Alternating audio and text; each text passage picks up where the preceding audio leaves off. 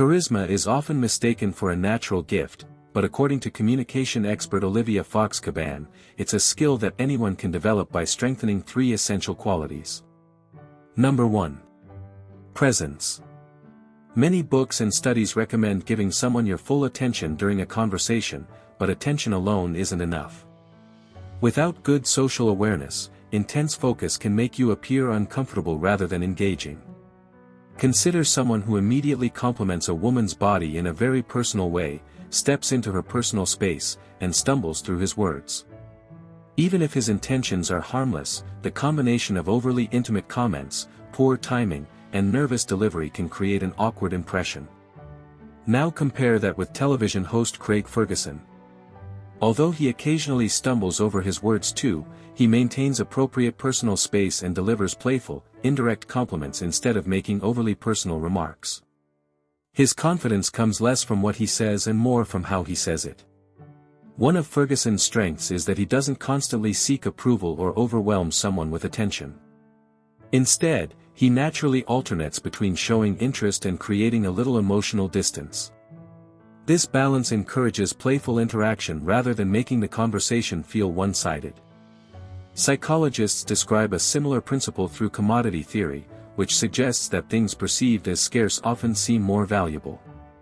Constant attention can lose its impact, while attention that is offered selectively often feels more meaningful. 2. Power. Many of America's leading law firms have trained their attorneys through communication specialists who emphasize one important lesson: confidence is often communicated non-verbally. Even without hearing someone speak, people quickly form impressions from body language. Nervous individuals usually make frequent, restless movements without realizing it, while confident people tend to move with greater control and stillness. The interesting part is that others can't directly feel your internal emotions, they simply interpret the signals you display. By reducing unnecessary movement, you can project far more confidence, even if you're feeling nervous inside. The same principle applies to hand gestures. Fast, jerky motions often suggest anxiety, whereas slower, deliberate gestures make a speaker appear relaxed and in control. Likewise, speaking at a measured pace gives the impression of composure and authority. Of course, appearing calm becomes much easier when you actually reduce your nervousness. Anxiety activates the body's fight-or-flight response, leading to fidgeting, voice instability, and a dry throat.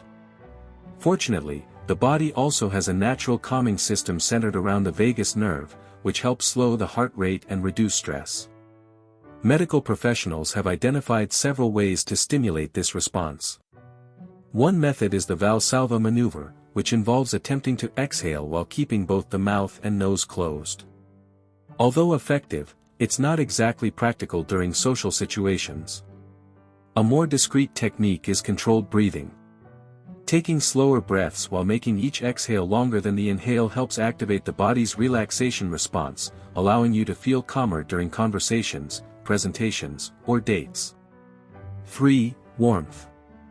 Philip Dormer Stanhope, better known as the Earl of Chesterfield, experienced hardship early in life after losing his mother at a young age. Raised largely by his grandmother, the Marchioness of Halifax, he was exposed to gatherings filled with influential politicians and respected members of society. Watching these interactions gave him a lifelong education in social grace and persuasion. From those experiences, he concluded that genuine charm depends on earning respect from both men and women.